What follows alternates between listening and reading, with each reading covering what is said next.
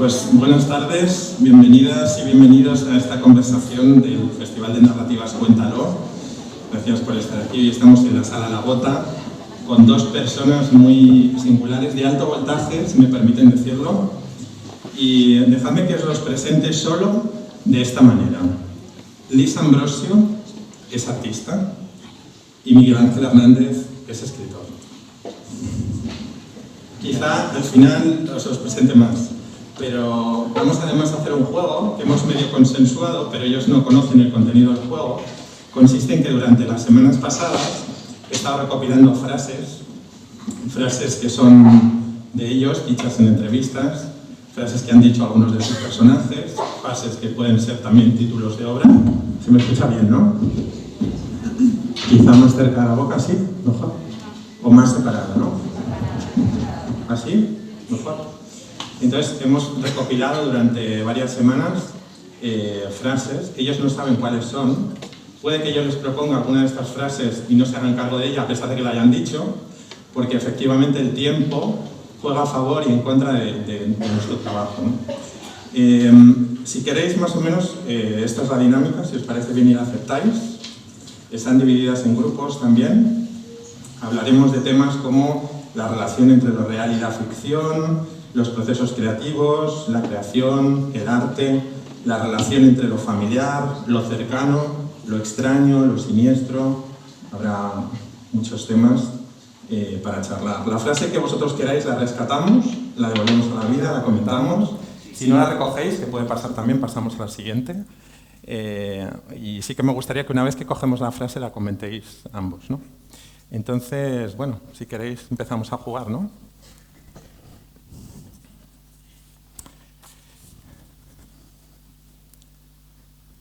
Siempre me ha costado encontrar las palabras y he confiado más en el lenguaje del cuerpo. ¿Quién pensáis que dijo esta frase y en qué contexto?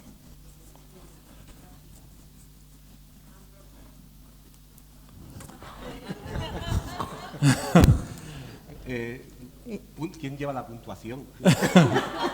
Punto menos. Mini punto. Miguel Ángel, ¿la recoges? La recojo. Muy bien. La cojo así. Qué ilusión. No creía que venía un programa de televisión. Casi. Que me hace muchísima ilusión y que me hayas presentado como escritor también. Me podías haber presentado como murciano, que también valía. Nada, muchas gracias a todo el mundo por estar aquí, al festival, de verdad, por la invitación. Me lo estoy pasando genial en Logroño. Una pena que mañana se me acabe, me tenga que ir. Y estoy muy contento, de verdad, y encantadísimo de compartir esta charla con los dos y de haber alucinado con la exposición de Lisa, que ha sido toda una experiencia. Voy a mi frase.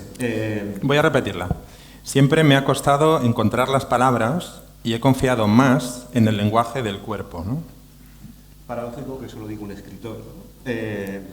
Pero es verdad, creo, no sé dónde lo dije, también te lo digo, pero creo que puede ser en algún contexto de funeral o de tanatorio, creo recordar, porque es algo que en ocasiones me pasa, que me cuesta encontrar la palabra en el momento, por eso escribo y no me dedico a ser showman, porque necesito el tiempo para encontrar la palabra precisa, y a veces cuando estoy hablando no la encuentro, y la encuentro cuando he llegado a casa, esto que llaman el espíritu de la escalera, ¿no?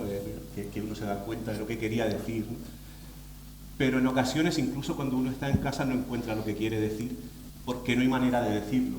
Y hay cosas que puede decir el cuerpo y que no pueden decir las palabras. Y creo que en el contexto en el que puede haber surgido esa frase tenía que ver con que a lo mejor un abrazo o un gesto del cuerpo dicen algo que no encuentras la manera precisa de formular en ese momento, pero torcer el labio como puede decir mucho más que siento exactamente esto que he hecho. Creo que puede ser ese el contexto, ¿no? El cuerpo habla también y el cuerpo dice muchas cosas que las palabras no pueden decir. Muchas gracias. ¿Y Lisa? Yo creo que es una reflexión cartesiana y y me parece profundamente honesta, ¿no? En la conexión de la idea del cuerpo, pero mi visión tiene mucho más que ver, en un sentido contrario de tu frase, con que a veces la honestidad está en lo que no se puede ver, ni en el cuerpo ni en la palabra, en una acción secreta o quizás en algo invisible, en un pensamiento. La verdad no es la verdad y la mentira tampoco lo es completamente. Pero a lo mejor, verdad, vamos a estar de acuerdo. En ocasiones ese lenguaje del cuerpo tampoco es un lenguaje que sea como evidente que quieras decir, ¿no? Que está también lleno muchas veces de algo que no llega a ser racional y que es como impulsivo y que hace que directamente actúes a lo mejor guiado incluso por eso invisible que no es como formulado, pero que de repente te ves incluso haciendo algo que hace tu cuerpo antes incluso de que tú lo sepas, ¿no? Y yo creo que esa dimensión también, no solo de querer hacer un gesto que va más allá de la palabra, sino que el cuerpo en sí mismo tenga razones o emociones que a lo mejor no llegan directamente desde lo racional. Estás hablando de lo incontenible, puede ser. Del temblor, de Derrida, de Deleuze, de lo que no se puede controlar. Sí. Eso a mí es algo que me fascina y que también construye mucho del universo fotográfico, donde tenemos una pasión común, porque hay un espacio intermedio entre lo que quieres hacer, lo que crees que ves, lo que crees que sientes, lo que crees que existe y lo que no se controla. Ahí es el temblor. Fijaos qué interesante, porque la frase que Miguel Ángel ha recogido no es suya, es de un personaje suyo de su última novela, que se titula Anoxia.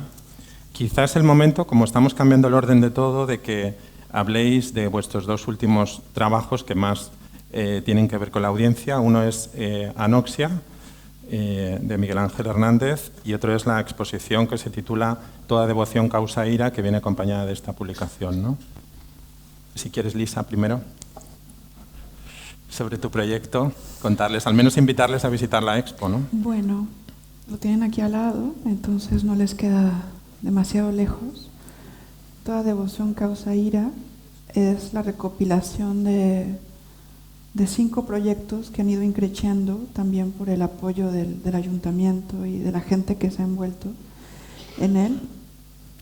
Pero son las series que proceden todo mi trabajo desde, no sé, quizás 10 años posiblemente de trabajo. Yo comienzo muy joven mi capacidad como de producción como artista. El primer libro que desarrollo tengo 16 años y va creciendo al ritmo de la locura y del miedo y del terror en el que crezco, a lo mejor en el universo mexicano. Eso se comprime con siguientes publicaciones, con Naranja de Sangre, con otros proyectos, To Strong for Fantasy y muchas cosas. Y en Toda devoción causa ira lo que hago es curar a los comisarios, a esa gente que me ha acompañado durante un periodo muy largo de tiempo y de trabajo. Javier Martín, Cuauhtémoc Medina y Ariana Rinaldo, que son 3 personajes que yo comparo a seres del universo sadomasoquista, el vino y la ópera, que son 3 pasiones que a mí me envuelven y que envuelven toda mi obra. Y dentro de toda esa producción, pues bueno, dejo que cada uno de ellos se desarme y desarme mi obra, como lo consideren. Ariana es una mujer profundamente apasionada y femenina y maternal, mientras Cuauhtémoc es un ser sumamente intelectual, conectado con la mitología mexicana, muy masculino, muy viril, y que me termina totalmente envolviendo en todo mi trabajo, y se termina envolviendo en todo el trabajo que hago, mientras que Javier tiene una relación de amistad y de compañía conmigo durante muchísimos años. Y entonces básicamente esto es el resumen de una carta de amor dentro del mundo del arte, entre comisarios, artista y el juego que que se puede amplificar al momento de construir una obra que se convierte en una especie de sinfonía. Qué bueno. Y Miguel Ángel, si quieres hablar sobre anoxia brevemente. Pues me ha sorprendido que fuese una frase de anoxia, porque Es Dolores quien la dice el personaje. lo podría haber dicho yo.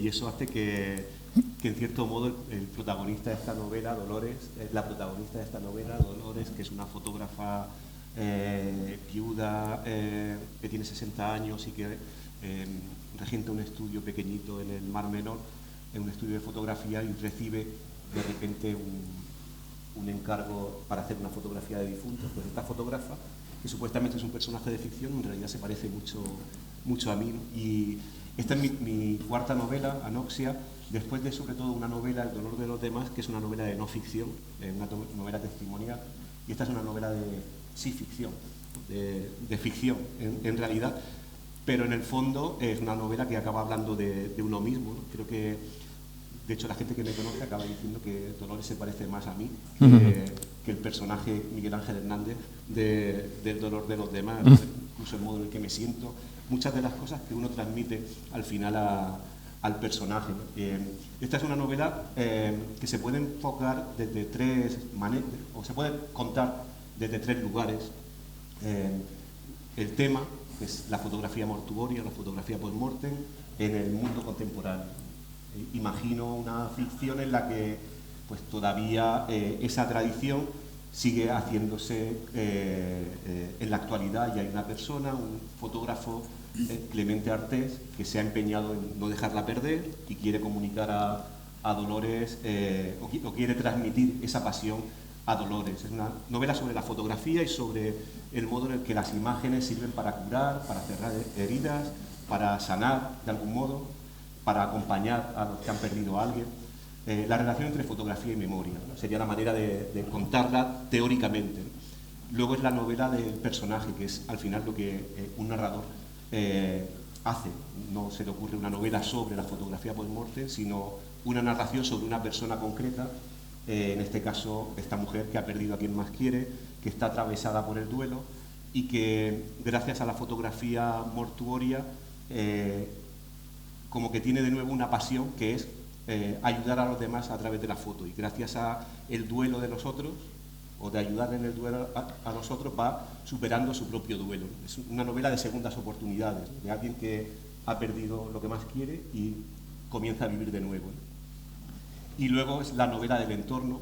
Todo eso sucede en un pequeño pueblo del Mar Menor, en la costa murciana, mientras tienen lugar una serie de inundaciones, las danas de 2019, mientras el Mar Menor está cada vez más contaminado por la acción humana, por el cambio climático, por todo un proceso que no es de una sola causa y que también está muriendo. De algún modo, Dolores siente que lo que está sucediendo a su alrededor también tiene mucho que ver con la muerte de un ser querido, y utiliza la imagen, la fotografía, para documentar y para entender la pérdida y la muerte de un ser querido, del ser, de la gente que quiere, de los cuerpos que ama, pero también del entorno que ama como un cuerpo. Entonces, de algún modo es la novela sobre la fotografía, la novela sobre Dolores, que es la protagonista, y la novela sobre también la pérdida del hogar y la pérdida de la certidumbre y de la tranquilidad en el lugar en el que tendríamos que estar tranquilos, que es nuestro hogar, ¿no? De algún modo la pérdida también, o la muerte también, de un territorio. Fantástico. Voy con otra frase. A ver, hay 4 figuras que son profundamente similares: el asesino serial, el psicópata, el aspirante a santo y el artista. Sí, bueno. Lisa. Muy bien.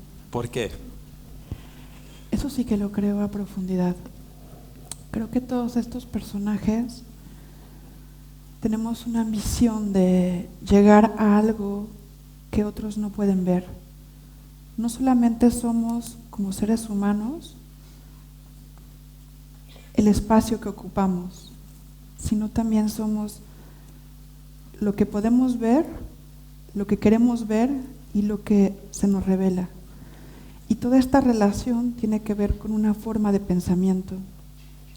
El artista, como el aspirante a santo, como el asesino serial, todo el tiempo vamos como jugando en la persecución de algo. Se me mueve la voz, ¿verdad? ¿Sí? No, bueno. En la persecución de algo más allá de lo que está presente en el momento íntimo. Y jugamos con la idea del pasado, del presente, del futuro y de la obsesión. Y eso es algo que profundamente lo considero y lo creo. Y llega a mí porque tengo un amigo que es un religioso y de lo que me ocupé muchos años en mi juventud y en mi adolescencia era de tener este tipo de conversaciones filosóficas en donde conectábamos mi infancia esforzada por ser ateísta, pero al mismo tiempo yo provengo de una familia tremendamente religiosa, fanática, y mi amistad con un personaje que era la representación de la conexión con Dios, ¿no? Y como el acuerdo, el pacto que tuvimos al ser amigos, era no meter este universo forzado, pero sí filosofar acerca de todo lo que nos podía conectar, a mí como artista y a él como un obispo.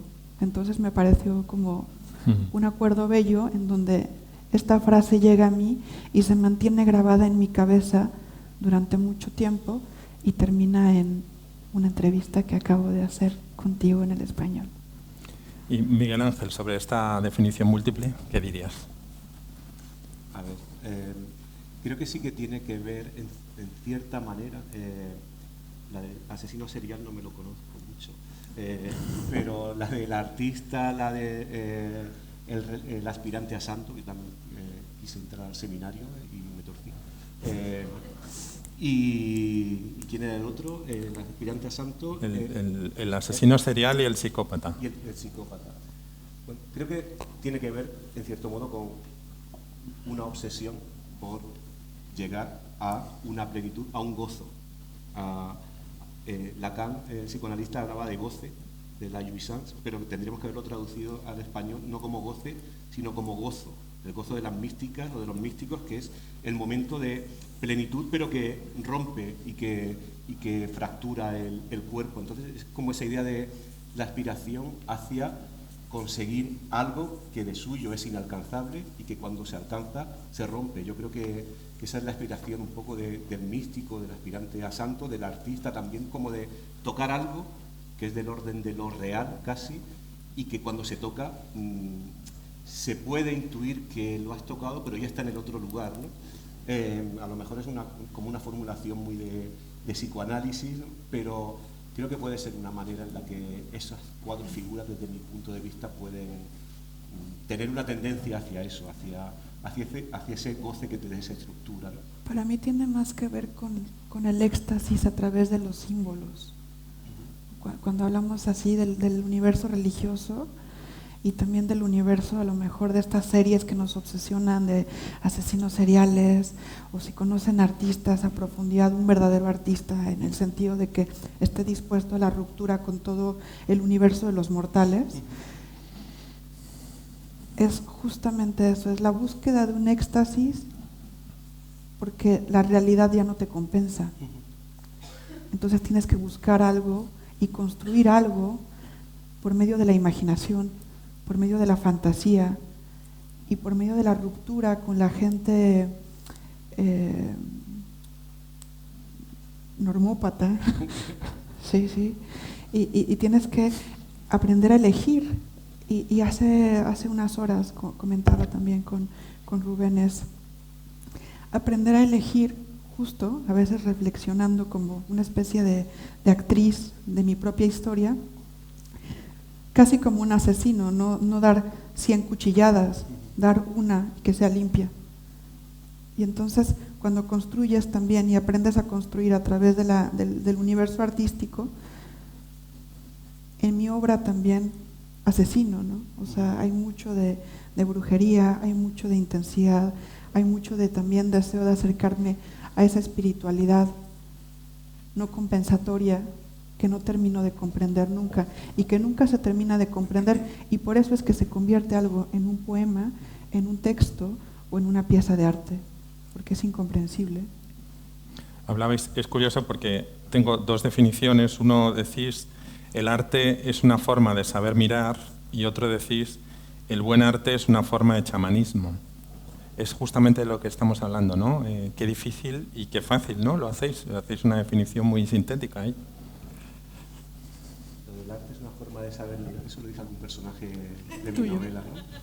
Sí, ¿no? Eso lo dice, creo, en Intento de escapada, lo dice el personaje, no lo digo yo. Esto de escribir ficciones a veces está bien porque siempre, si no estás de acuerdo o tienes dudas con las cosas, lo dice el personaje, no lo dice, en este no lo caso, dice uno, pero claro, tiene mucho que ver con el modo en el que pienso que, o pensaba cuando escribía esa novela, que tenía sentido el arte, ¿no? Como una manera de tratar de ver el mundo de modo diferente y saberlo ver, ¿no?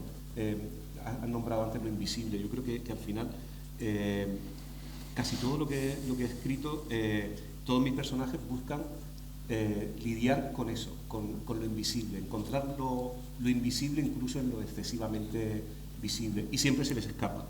Es como lo inaprensible, que solo aparece cuando ya no estás en el sitio, ¿no? Entonces es una manera de saber mirar, pero nunca de completarlo del todo, ¿no? Siempre está esa dimensión que se escapa. Yo creo que eso lo dice Jacobo Montes a Marcos en Intento de escapada. O sea, yo creo que tus personajes más bien miran como, y también tu frase, supongo que está unida a ti, como un médico post-mortem, así.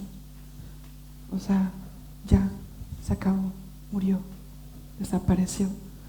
Pero a mí no, a mí por otro lado yo tengo, cuando hablo de este universo chamánico del arte, es la capacidad de curar lo incurable, un fenómeno al que yo logro llegar durante mi estancia en Logroño, es descubrir el placer de la justicia simbólica a través del objeto artístico, a través de lo inmoral, de lo irracional, de expresarlo y de que haya gente como ustedes que vienen, se sientan y escuchan una idea que tal vez no adoptarían a su vida continua, pero que puede ser interesante, como una forma de masticarla, de reflexionarla. Eso a mí me parece bien, pero últimamente me he puesto a reflexionar que para mí el arte es más una especie de enfermedad mental que de cura a la vida, con la que tú puedes vivir, puedes continuar y puedes parecer aparentemente normal, pero puedes hacer y deshacer dentro del universo que te construyes. Y no sé, yo creo que dentro de todo el parámetro de enfermedades mentales que conozco, me parece la más bella de todas. Artitis. Qué buena palabra, sí. Dentro de otra categoría, que sería la relación entre la realidad y la ficción, que es otro vector que yo encuentro entre vuestros trabajos, uno de vosotros dice que a veces la maldad se confunde con la locura y al revés.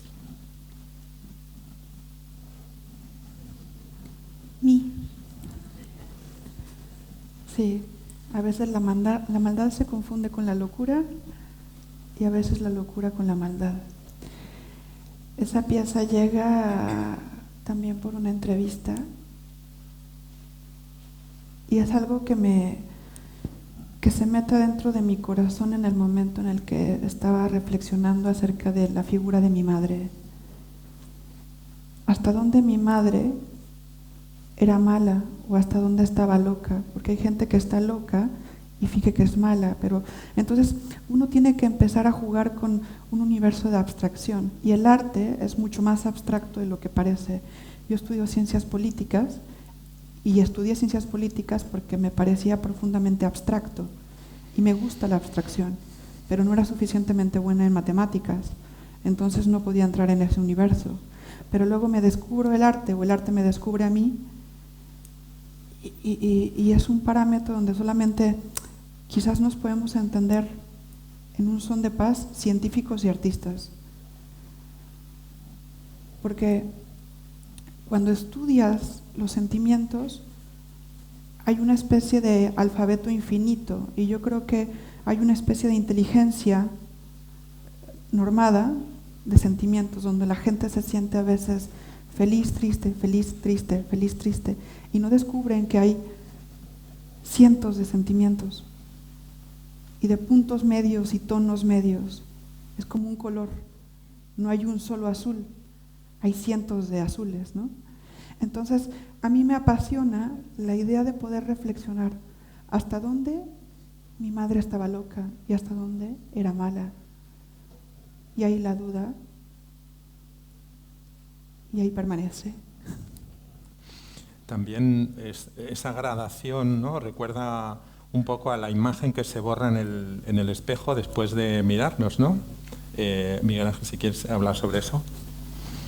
Sí, antes me interesa mucho esa idea sí. de la locura y la maldad, porque creo que es cierto que no siempre podemos identificarla, pero a mí hay algo que me interesa mucho, y es la idea errónea que a veces tenemos de la maldad como el caos absoluto, cuando la maldad muchas veces está racionalizada del todo. No hay nada más tremendo que los campos de exterminio, donde estaba todo racionalizado, y es como llevar la razón a su máximo exponente, que te lleva a la barbarie, ¿no?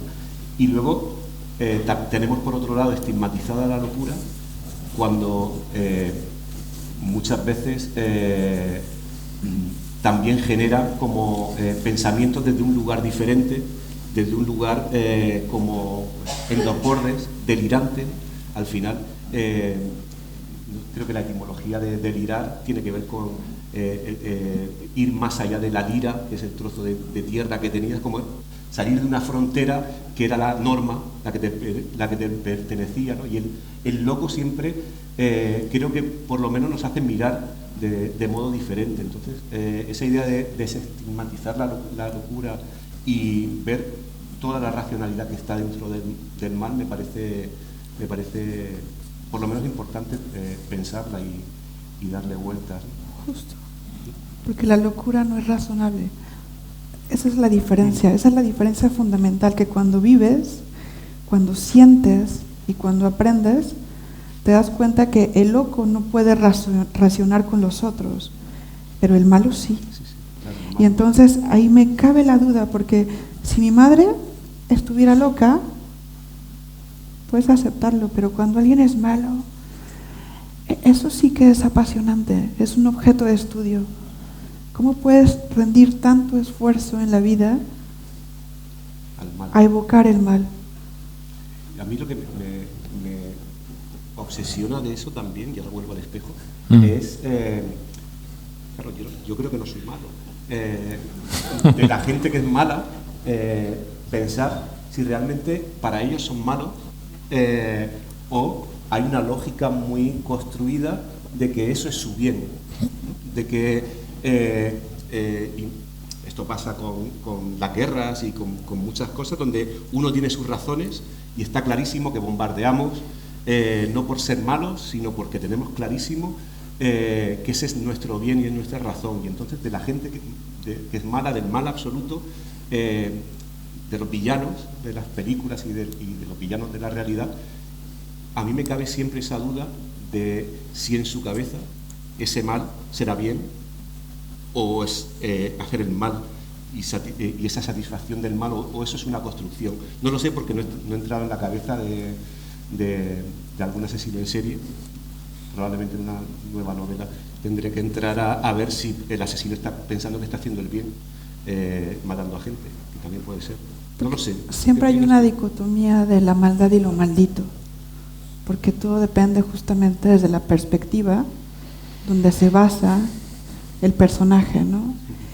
Y bueno, a lo mejor toda mi obra juega justo con narrativas psicológicas, y mi forma de potenciar mi feminismo en este trabajo es descubrir estos personajes femeninos que corrompen toda la historia desde mi propia perspectiva. Mi madre me ha corrompido como nadie. Ha sido la mejor enemiga de mi historia. Y entonces, cuando le perdí, quizás me dolió por eso. Ese momento en el que le pierdo, me quedé sin mi mejor enemiga. Es una historia. Sí. Ahí, mira, tomo el espejo porque va también de madres. Yo no mi madre no fue mi peor enemiga, sino como casi mi mayor amor, ¿no? Y casi que la pérdida de mis padres, de mi padre y de mi madre, están muy en el eje de todo lo que he escrito, ¿no? Y tiene mucho que ver con esa imagen que mencionabas, de lo que queda en el espejo cuando dejas de mirarte, que es un cuentecito que escribí justo cuando perdí a mi padre, y que luego después se ha ido modificando casi en todo lo que he escrito, y creo que sin eso no se puede entender, por ejemplo, lo que ocurre en Anoxia. El cuento es una tontería que escribí muy joven, y es mi padre se desplomó lavándose las manos en el lavabo justo después de mirarse un espejo. Se desplomó y murió allí.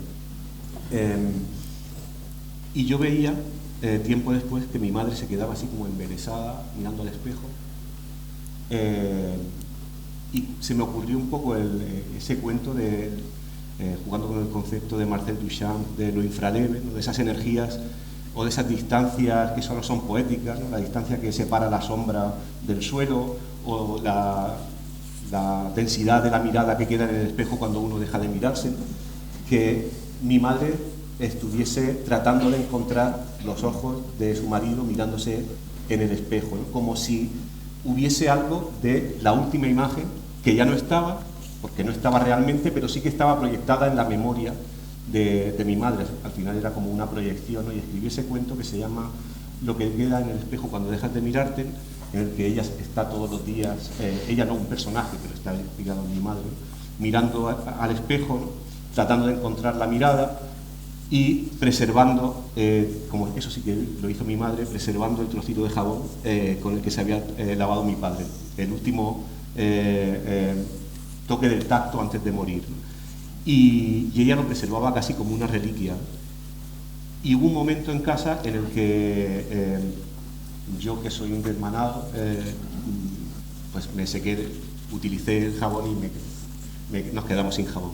Mi madre entró en cólera porque había como quitado el último tacto de mi padre, ¿no? Entonces yo imaginé como que esa mujer en el cuento, pues cuando se daba cuenta o caía o era consciente de que no había nada en el espejo, caía una lágrima, y de modo así un poco sensiblero, que esa lágrima caía sobre el jabón y se deshacía, con la idea de que no hay nada en el espejo, solo queda la memoria de quien lo proyecta. Y esa imagen acaba en Anoxia con la idea del daguerrotipo, con la técnica del daguerrotipo, que literalmente es un espejo con memoria, ¿no? Es un reflejo, pero donde se fija por ese proceso químico y con el revelado con vapores de mercurio, se fija esa última imagen, ¿no? Literalmente es un espejo con memoria que trata de apresar algo que ya no está. Y creo que esa idea de que aquello que está ya no queda nada más que en nuestras proyecciones es algo que está en casi todo lo que he escrito, modulado de una manera u otra, ¿no? A veces uno se cree como muy original, pero solo tiene un tema. Y todo lo demás son declinaciones de ese tema. Creo que decía Flaubert que uno de los temas no los busca, sino que los padece. Uno padece los temas. Yo creo que padezco de pérdida, ¿no? Padezco de ese tema que es el intento de captar lo que ya no está ahí, ¿no? Yo creo que es un poco de lo que va todo lo que trato de escribir. Eso que tratas de explicar tú, yo lo sintetizo más rápido. Eso seguro. No sé, pero para mí es como, yo le digo fetichismo de contención, ¿no? Y es que a veces, justamente, yo creo que todos los seres humanos estamos llenos de fantasmas. Yo hablo de los fantasmas y hago tesis de todo lo que me daba miedo en mi infancia y en mi vida, cosas que son totalmente irracionales, justamente cuando provienes de una familia estructurada y religiosa.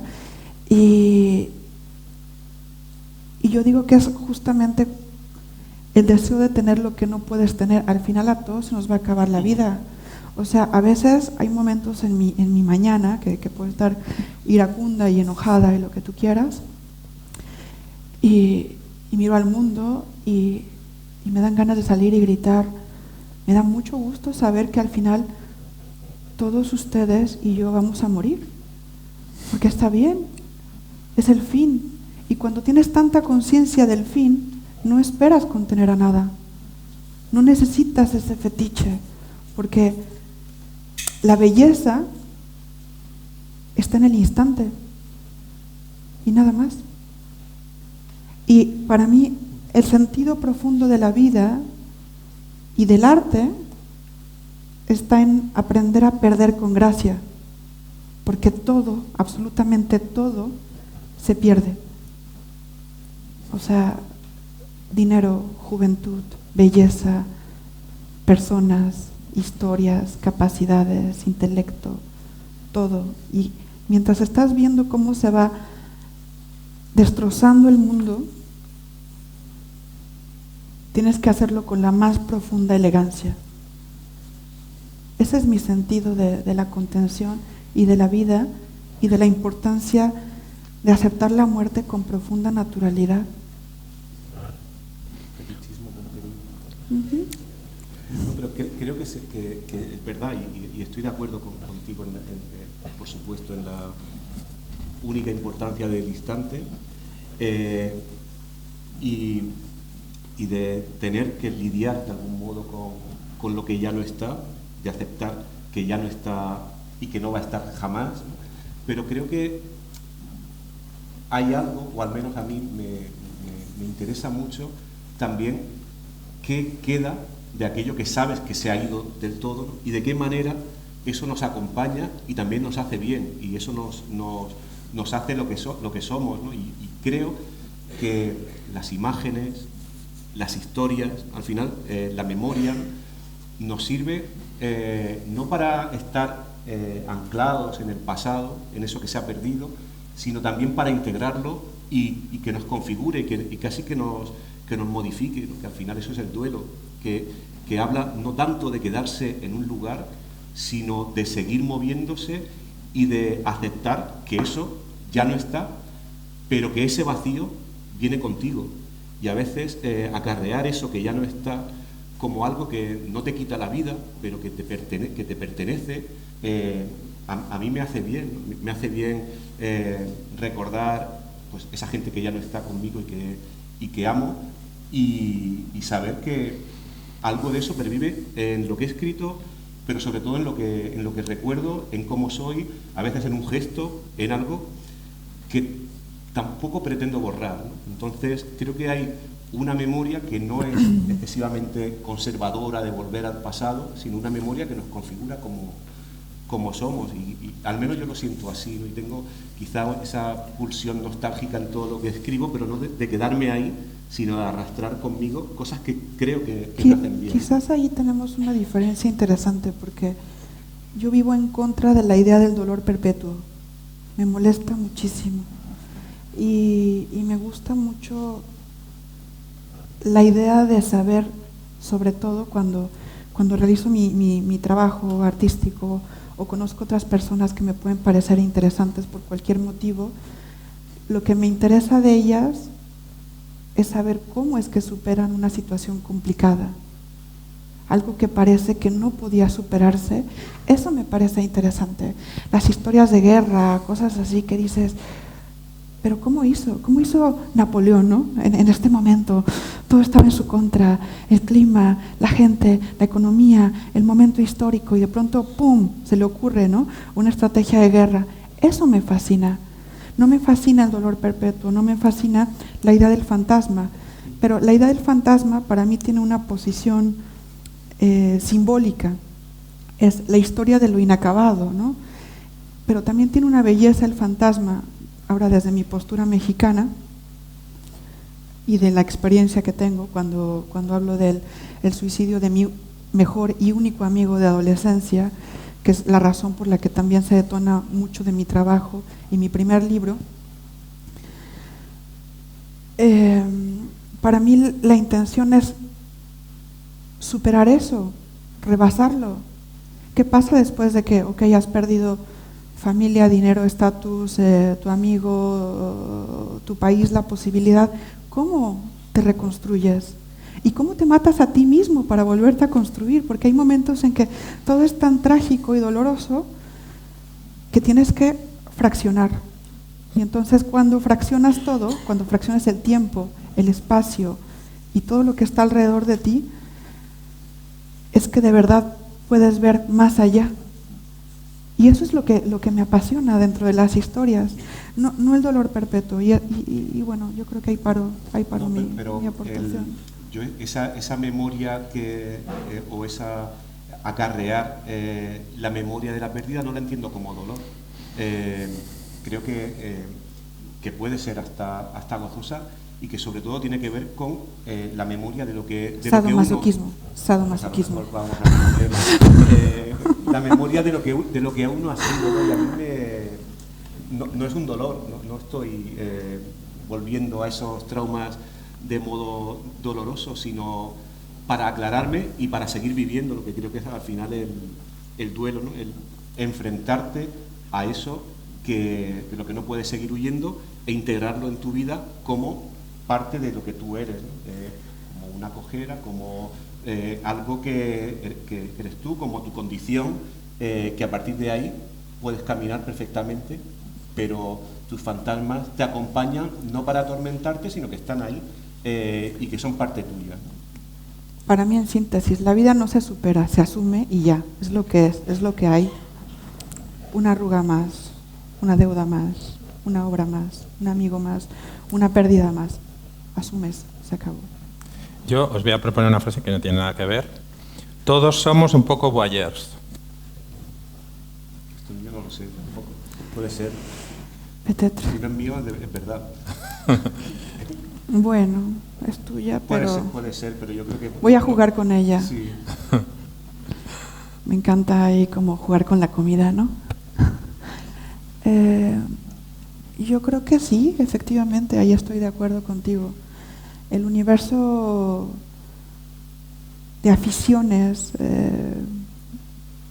y de locuras son vitales para construir la obra, para vivir y para deconstruir. César, ¿te toca? No, sí que tienes razón. No, ¿Te gusta que te dominen? Aquí sí.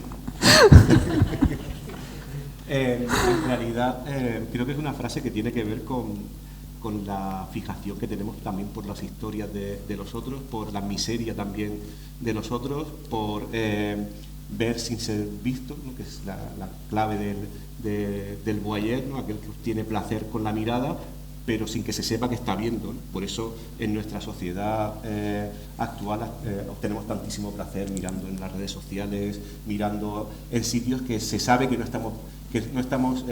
no vamos a ser captados mirando como si estamos mirando por el ojo de una cerradura. El arte tiene una estructura esencialmente voyerista, en el sentido en el que muchos de los cuadros de las obras, ¿no? Están ahí y no saben que la estamos viendo. Cuando estamos entrando a un museo, a veces según qué obras, por ejemplo en tu exposición, ¿no? Uno está viendo la obra, se está fijando en los detalles y de repente descubre que hay alguien que está mirándote a mirar, ¿no? y te sientes como descubierto en tu voyerismo, ¿no? en esa obtención de placer con lo que estás viendo, pero que te gustaría que nadie supiera que están mirando, ¿no? Entonces creo que esa estructura es de algún modo la estructura de nuestra sociedad. Y del mundo del arte, ¿no? Del mundo del arte, de la literatura, de todo, porque ahora pensaba justo en el papel de los comisarios, de los críticos de arte, del universo que va nutriendo todo el mundo del arte, ¿no? Periodistas, escritores, directores de museos, institucionales. Hay una especie de alimento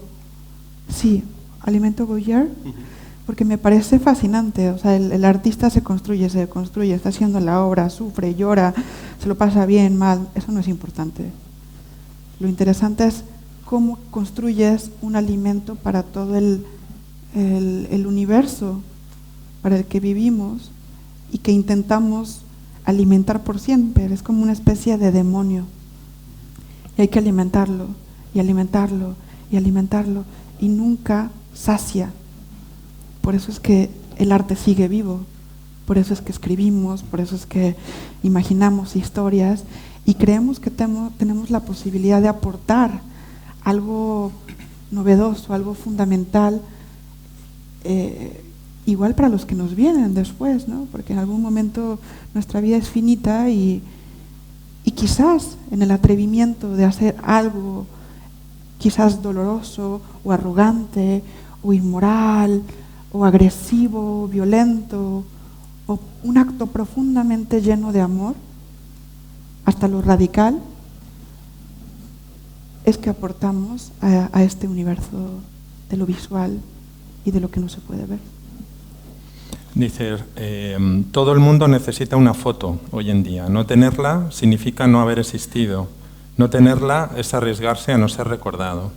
¿Todo el mundo necesita una foto hoy en día? Eso me toca a mí. Vale. A lo mejor no la necesitamos realmente, pero creemos que la necesitamos, ¿no? Porque también las necesidades se crean socialmente. Desde luego, no salimos a ningún sitio sin la cámara de fotos, es decir, sin el móvil, y esto sí que es completamente nuevo de nuestra sociedad. Vamos cargados con esa prótesis, que es una prótesis de mirada y de memoria, que casi le dejamos a veces a la máquina que mire y que recuerde por nosotros. Directamente hacemos las cosas, miramos, fotografiamos, y luego pues ya el móvil directamente nos saca tiempo después, noches de Murcia, cenas con amigos, o hace 5 años, porque creo que esa actitud está más vinculada con lo que quiere la máquina que con lo que quiere el cuerpo, que es mirar, ¿no? En cierto modo, la sociedad en la que vivimos también es una sociedad donde las imágenes se han transformado, no las imágenes en general, pero sí las imágenes que utilizamos como medio de comunicación. Nos enviamos incluso fotos para decir estoy aquí, y ya no son fotos que se perpetúan o que se guardan, sino fotos que son como emoticonos, como lenguaje, ¿no? Y que funcionan de una manera diferente a como funcionaba la imagen en otro momento, que era como memoria, como constatación, ¿no? Es como yo tengo un amor-odio con el universo fotográfico, y a veces más odio que amor, y es muy raro, porque justamente lo que me abre la capacidad de entenderme como un artista en el mundo es la fotografía, ¿no? Es justo cuando gano Foto España, saco libros, el universo de críticos, el saltar entre Estados Unidos, Europa, México, wherever. Pero me parece profundamente revolucionario a veces no fotografiar. Eso sí que mola a veces.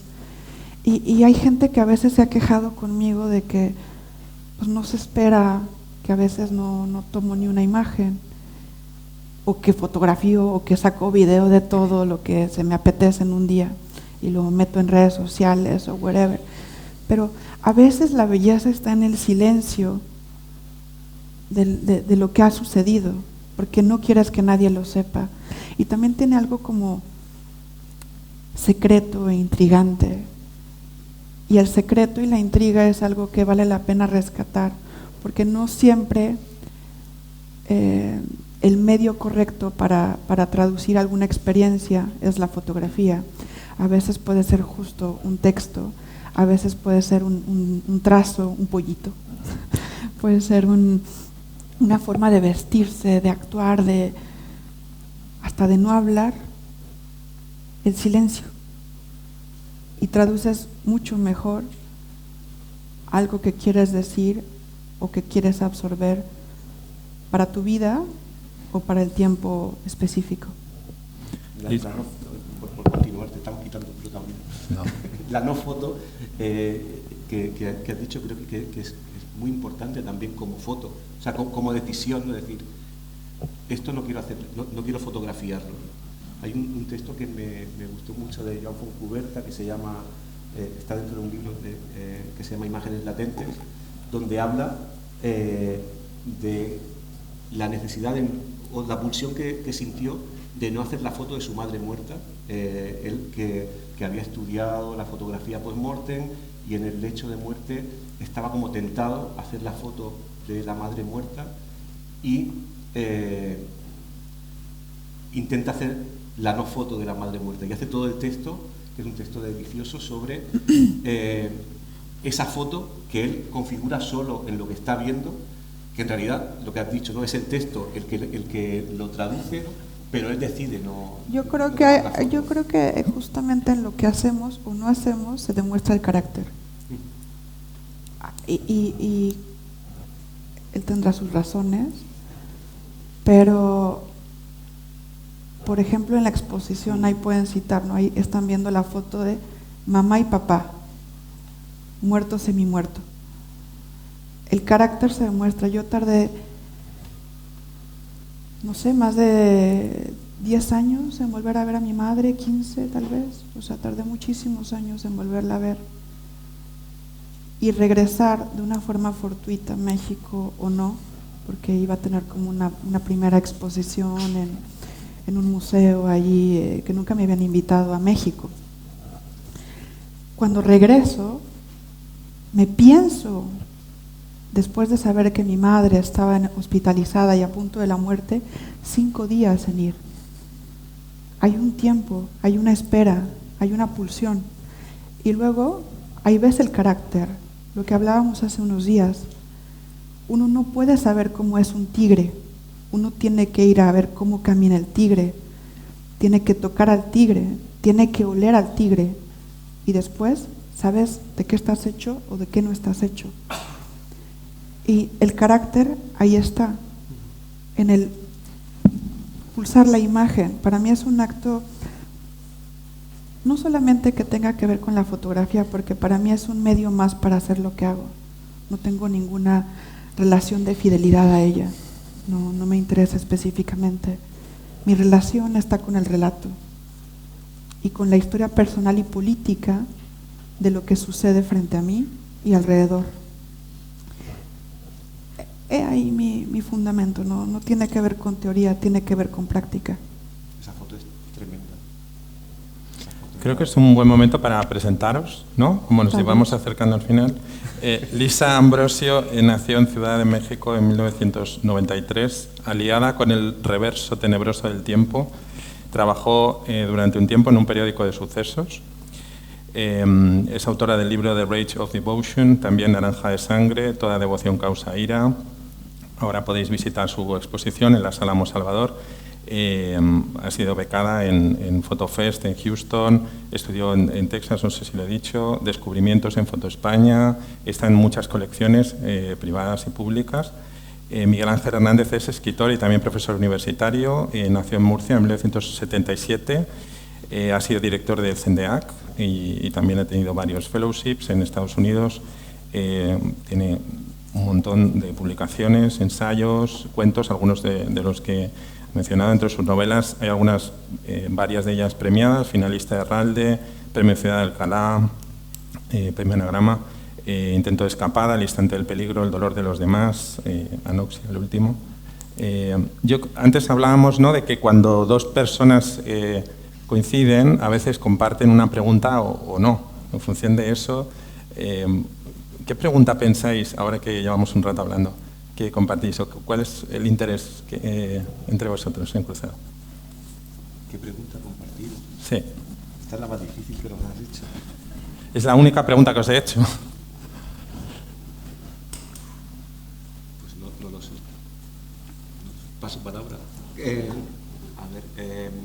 ¿Lisa? Creo que hay, yo conforme leía el libro y cuando he visto la exposición y el trabajo de Lisa, he sentido que me aludía de muchas maneras, algunas como de preocupaciones comunes por temas, ¿no?, como la muerte, la cuestión de lo invisible, el tratar de tocar algo que desestructura, que es intangible. Hay como cosas que me aludían de modo evidente, que sabía reconocer, pero creo que hay algo del orden de lo sensible, de lo casi material, que he experimentado en la exposición y no tanto en el libro, y que me ha conmovido, ¿no? Y creo que tiene que ver con una disposición hacia el mundo, ¿no?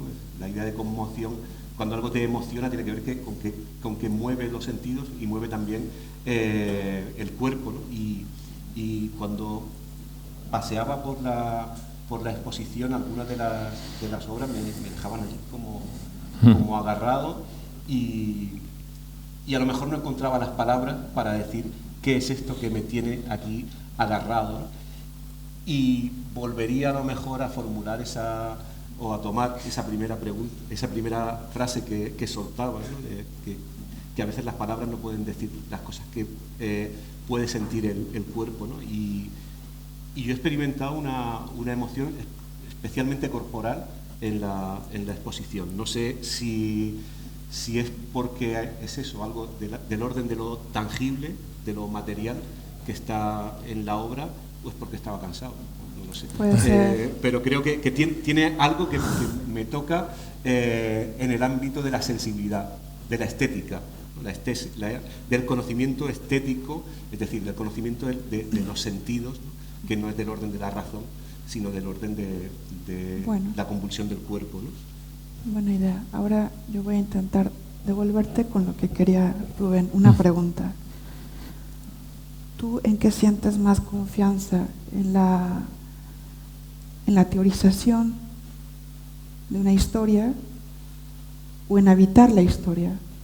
Porque ahora, resolviéndome la pregunta a mí misma, yo siento una profunda desconfianza en la teorización de historias que desconectan del autor o la autora.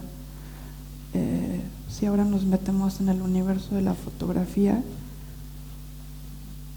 tengo una especie de repudio a aquellos autores que me hablan a lo mejor de la África negra y no son africanos, o me hablan acerca de lo que significa ser drag queen y son heterosexuales y nunca se han parado 2 veces en un club de estos, ¿no? Para tomar una cosa. A mí me gustan los autores y las autoras que se envuelven y que nadan dentro de sus historias, que verdaderamente lo sienten y lo asumen como propio. Es propio y en un momento es absolutamente tuyo.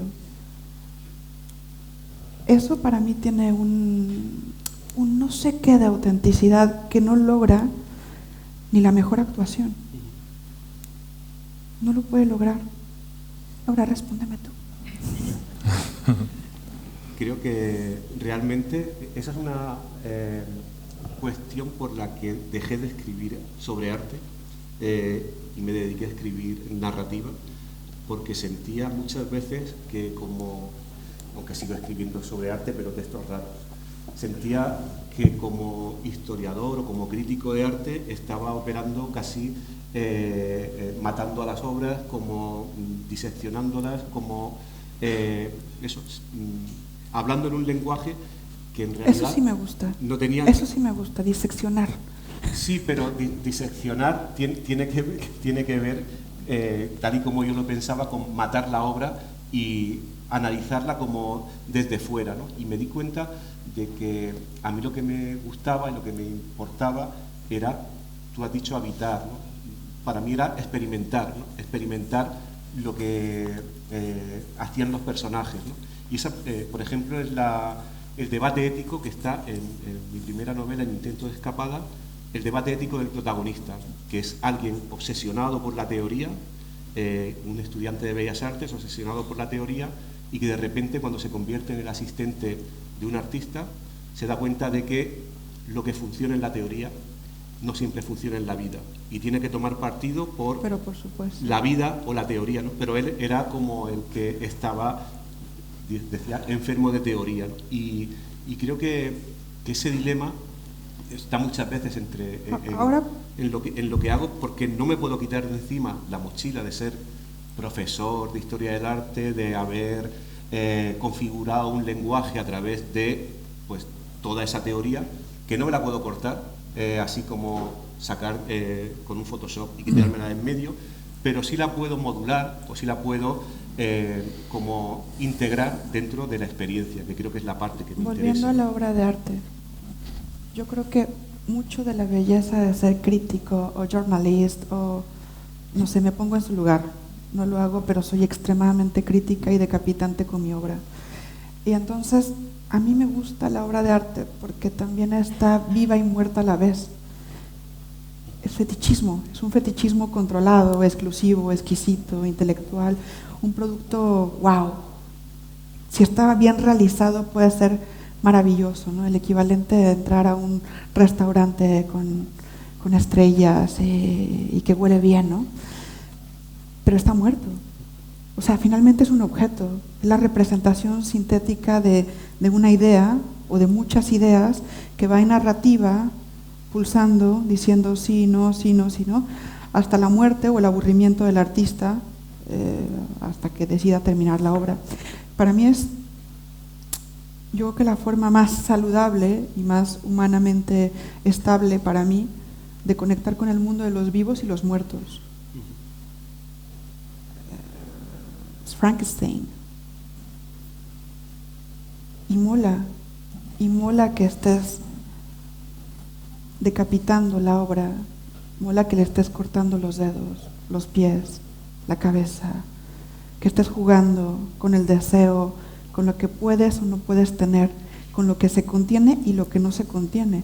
Al final, para mí, justamente, termina concluyendo eso. El libro que hicimos en Toda devoción causa ira, mis amigos comisarios y yo, es una especie de relato del mundo del arte, donde hablamos de cómo es que una niñata mexicana termina en Houston, jugando al mercado de la imagen americana, ¿no? Y luego entrando en Francia y en España y wherever, y te estamos relatando cómo el mundo del arte juega con el deseo, con la amistad, con la visión, con también el acariciarnos, pero hacernos daño. Es un amor profundamente sadomasoquista, la conexión entre críticos, comisarios y artistas, y no todos llegan a una verdadera amistad, pero en mi caso, mis 3 amigos que están dentro del libro son amigos profundos, con caracteres profundamente diferentes y determinantes, pero los 3, pese a que tienen vidas más o menos normales dentro de sus vidas familiares y estructuradas, comprenden mi necesidad de vivir justamente como en un universo de espora, desconectada de una idea de nacionalismo enfermo, desconectada de la idea del lenguaje, desconectada de la idea de una cultura común, y conectar todas las culturas y todas las capas unas con las otras hasta llegar a una especie de complejidad geográfica y artística, ¿no? Bueno, parece increíble, pero llevamos casi 1 hora y 10 hablando con ellos. Yo ya avisé de que eran seres de alto voltaje y menos mal que no me atreví a entrevistarles, sino que simplemente les fui ofreciendo frases para que ellos fueran completando. Ahora, yo creo que hay tiempo, ¿no?, para hacer alguna pregunta del público, la que queréis, si tenéis alguna o algún comentario o alguien quiere añadir algo. Quejas. Eso es la hoja de reclamaciones. Claro. ¿Sacamos la ouija? Ay, pues sí. Podrías haberlo planteado como con ouija también, es verdad. Eso hubiera estado Para bien. la próxima. Bueno, pues gracias a todos por haber asistido hoy y les damos un aplauso a ellos.